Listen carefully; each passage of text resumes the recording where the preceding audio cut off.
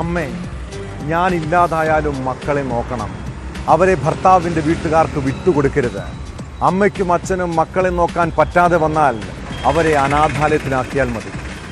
കോട്ടയം മാഞ്ഞൂരിലെ അമിത എന്ന യുവതി ആത്മഹത്യ ചെയ്യും മുൻപ് അമ്മയെ ഫോണിൽ വിളിച്ച് പറഞ്ഞതാണിത്. പിന്നീട് അമ്മ എൽസമ്മ കേട്ടത് മകളുടെ മരണ വാർത്ത. പറക്കമുറ്റാത്ത 2 പെൺകുഞ്ഞുങ്ങളെ തനിച്ചാക്കിയാണ് 9 മാസം ഗർഭിണിയായ അമിത ജീവനൊടുക്കിയത്. ഭർത്താവ് അഖിലിൻ്റെ ക്രൂരമായ പീഡനമാണ് മകളെ ആത്മഹത്യയിലേക്ക് നയിച്ചതെന്നാണ് കുടുംബത്തിൻ്റെ ആരോപണം. കടുത്ത മദ്യപാനിയായ അഖിൽ അമിതയുടെ സ്വർണം മുഴുവൻ വിറ്റതായും വീട്ടിൽ പ്രശ്നങ്ങൾ പതിവായിരുന്നുവെന്നും പരാതിയുണ്ട്.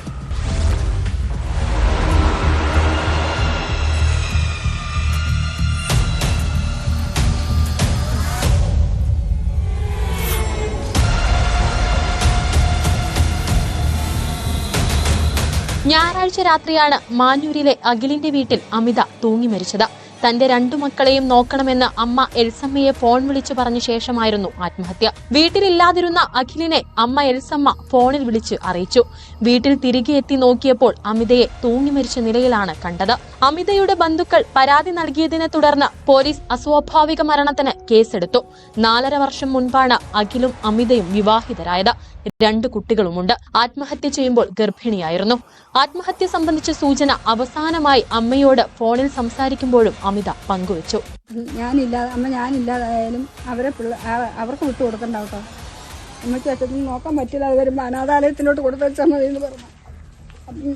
എൻ്റെ ഫോൺ ഇപ്പോൾ സ്വിച്ച് ഓഫ് ആവും അത്രയും പറയുകയും ചെയ്തു. ഫോൺ കട്ടാവുകയും ചെയ്തപ്പോൾ ഉടനെ ഞാൻ അഖിലിനെ വിളിച്ചപ്പോൾ അഖിൽ പറഞ്ഞു, അമ്മ ഞാൻ 1 പ്രാവശ്യം വിളിച്ചിട്ടില്ല, 2 പ്രാവശ്യം വിളിച്ചു കഴിഞ്ഞപ്പോൾ അഖില നീ എവിടെയാന്ന് ചോദിച്ചു.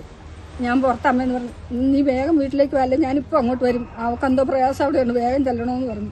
എന്നാൽ ഞാൻ ചോദിച്ചു അന്നേരം അമ്മയോട് ചോദിച്ചു, അമ്മ അവിടെ എന്തെങ്കിലും പ്രശ്നമുണ്ടോ? ഉച്ചയായപ്പോൾ തുടങ്ങി ഇവർ തമ്മിൽ പൊക്കത്തിരുന്ന് എന്തോ പ്രശ്നമാണ്. എന്നാന്ന് എനിക്കറിയത്തില്ല, എന്നോടൊന്നും പറഞ്ഞില്ല, അവർ പൊക്കത്തിലാണെന്ന് പറഞ്ഞു. അമിതയുടെ സ്വർണം മുഴുവൻ അഖിലെടുത്തതായി കുടുംബത്തിന് പരാതിയുണ്ട്. പോസ്റ്റ്മോർട്ടം റിപ്പോർട്ട് പുറത്തു വന്നാലേ മരണകാരണം വ്യക്തമാകൂ.